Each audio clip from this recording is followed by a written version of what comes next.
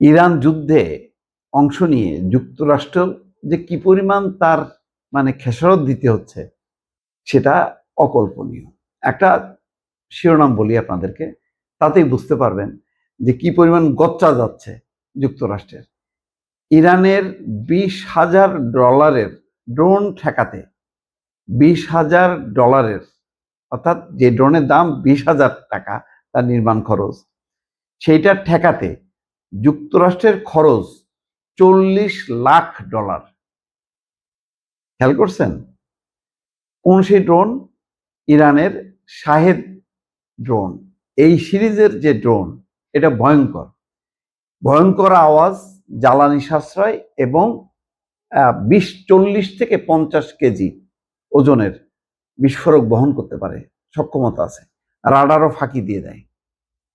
এই ড্রোনের যন্ত্রণায় পুরো ইসরায়েল, আমেরিকা অতিষ্ঠ, কোনোভাবেই ঠেকাতে পারতেছে না। সেই খবর বলছে এনডিটিভি। তাতে বলা হচ্ছে যে ইরানের শাহেদ সিরিজের কামিকাজে ড্রোন এখন যুদ্ধক্ষেত্রে এক ভয়ঙ্কর আতঙ্ক হয়ে উঠেছে। এর রয়েছে জ্বালানি সাশ্রয়ী ইঞ্জিন, রাডার এড়িয়ে যাওয়ার সক্ষমতা এবং 40 থেকে 50 কেজি বিস্ফোরক বহনের ক্ষমতা। মাত্র 20,000 থেকে 50,000 মার্কিন ডলার খরচে এক একটি শাহেদ ড্রোন তৈরি করা যায়। সে মাত্র 20 থেকে 50,000, আর যেখানে তারা লক্ষ লক্ষ ডলার খরচ করতেছে যে কোনো অস্ত্র তৈরিতে, সেখানে 20 থেকে $50,000।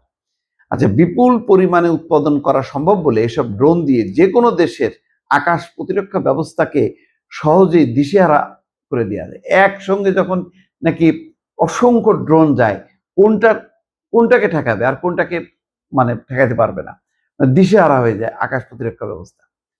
সেই কথাই বলা হচ্ছে। শাহেদ 131 এবং 136 সিরিজের এসব ড্রোন মূলত সাধারণ মানের ক্রুজ ক্ষেপণাস্ত্র। ইসরায়েল এবং যুক্তরাষ্ট্রের সঙ্গে সংঘাতে ইরান এগুলোকে প্রতিরোধের প্রধান অস্ত্র হিসেবে ব্যবহার করছে। শত শত মাইল পাড়ি দিয়ে ড্রোনগুলো সামরিক ঘাঁটি, তেল শোধনাগার এবং বেসামরিক স্থাপনায় নিখুঁতভাবে আঘাত হানছে। শত শত মাইল পাড়ি দিয়ে আঘাত হানছে। হাইপারসনিক গতি বা অত্যাধুনিক স্টিলথ প্রযুক্তি নয়, বরং এই ড্রোনের মূল শক্তি হলো এর বিপুল সংখ্যা। একসঙ্গে যখন কি ছাড়ে, তখন একটা দুইটা না, অনেকগুলো রওনা হয় আঘাত হানার জন্য। যুক্তরাষ্ট্রের তৈরি প্যাট্রিয়টের মতো উন্নত আকাশ প্রতিরক্ষা ব্যবস্থাকে ব্যস্ত রাখতে ইরান শত শত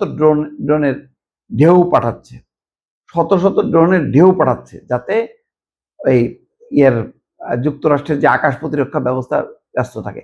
তার ফাঁকে দিয়ে হয়তো অনেকগুলো, 100টা পাঠানোর মধ্যে হয়তো 70-80টা আটকায় দেয়, কিন্তু বাকিগুলি যে আঘাত করে। সংক্ষেপে বললে, ইরানের কৌশল হলো এই উড়ন্ত ক্ষেপণাস্ত্র দিয়ে প্রথমে প্রতিপক্ষের রাডার এবং আকাশ প্রতিরক্ষা ব্যবস্থাকে অকেজ করা।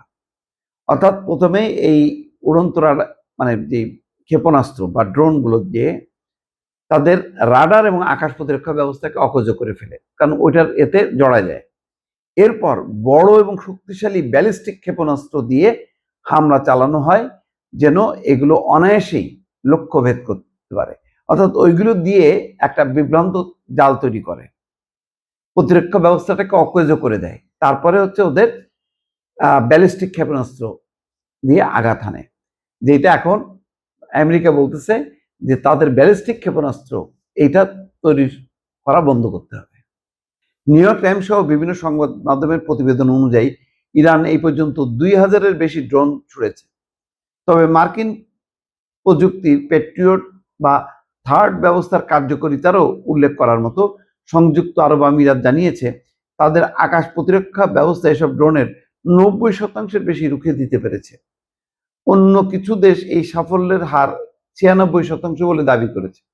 আশ্চর্যের বিষয় হলো, এসব ড্রোনের বেশিরভাগ ভূপাতিত করা হলেও ইরানের জন্য তা এক ধরনের জয়। কারণ মাত্র $20,000 একটি ড্রোন ধ্বংস করতে যুক্তরাষ্ট্রকে প্রায় 40 লাখ $4 মিলিয়ন মূল্যের শক্তিশালী রকেট খরচ করতে হচ্ছে।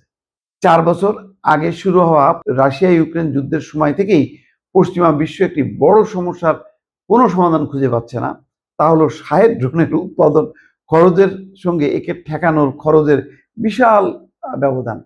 অর্থাৎ শাহেদ ড্রোন যত কম খরচে উৎপাদন করা যায়, এইটা ঠেকানো হচ্ছে আরো বিশাল খরচ। এতেই মানে কুপকাত হচ্ছে এবং যুক্তরাষ্ট্রের খরচ ব্যাপকভাবে বেড়ে যাচ্ছে।